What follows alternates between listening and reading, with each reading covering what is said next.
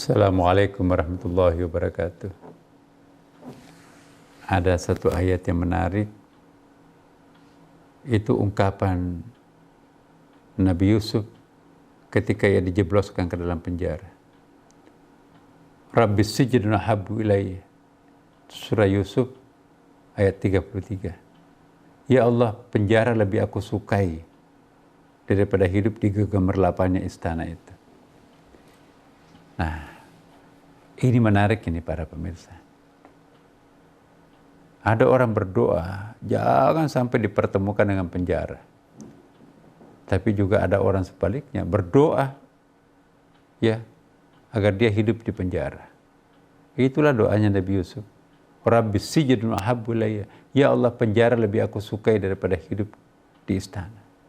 Apa artinya hidup di kegemerlapannya istana tapi makanannya setiap hari yang haram? Apa artinya kita nyenyak tidurnya di istana tetapi semuanya itu adalah hasil keringat dan darah rakyat? Apa artinya kita menikmati istana itu yang dibangun di atas puing-puing kehancuran orang lain? Lebih baik, lebih nyaman kita tidurnya di penjara tetapi tidak ada orang yang menderita di bawah kita. Nah, para pemirsa, hati-hati di sini. Ada orang di penjara bukan karena melakukan kejahatan, tapi dia ditembak, dia difitnah, karena mungkin lawan politik, atau mungkin karena ada dendam, atau karena ada sebab lain. Ya.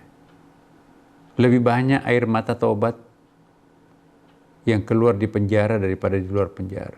Bahkan mungkin lebih banyak air mata taubat itu mengalir di penjara, tapi tidak mengalir di masjid. Ada kawan kerjanya mubalik di kalangan para nabi. Jam 2 malam, jam 3 malam. Kalau ada yang satu menangis, merintih bertobat, maka bersaut-sautanlah suara-suara penjara itu. Menangisi masa lampaunya. Ada nangis karena rindu anaknya, istrinya. Ada nangis karena menyesali dosanya. Macam-macam suara tangisan di situ itu. Tapi jangan memandang enteng. Tangisan orang tobat, derayan air mata taubat itu yang akan memadamkan neraka orang lain.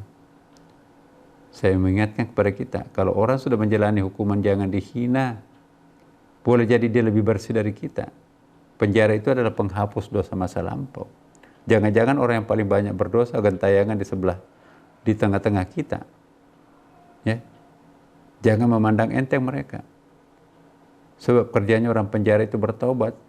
10 tahun di penjara kerjanya hanya ngaji, taubat, sholat. Gak ada kegiatan lain selain itu. Ya.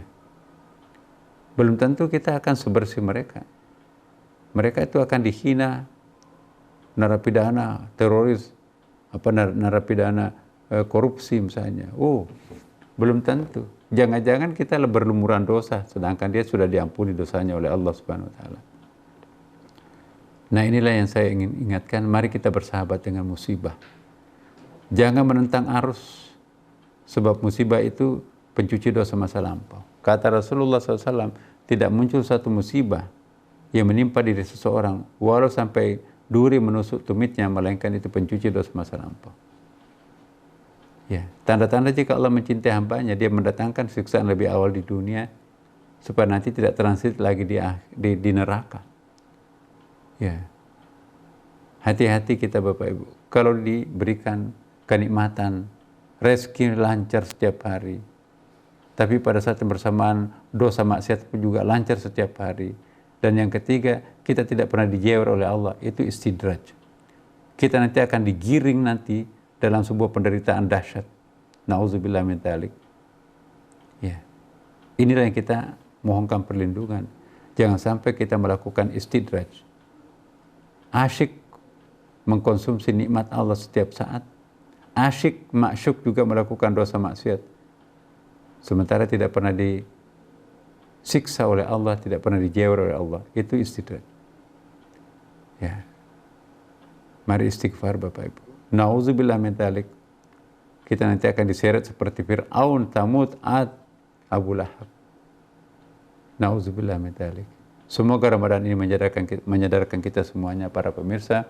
Wallahul muwaffiq ila aqwamit thoriq. Wassalamualaikum warahmatullahi wabarakatuh.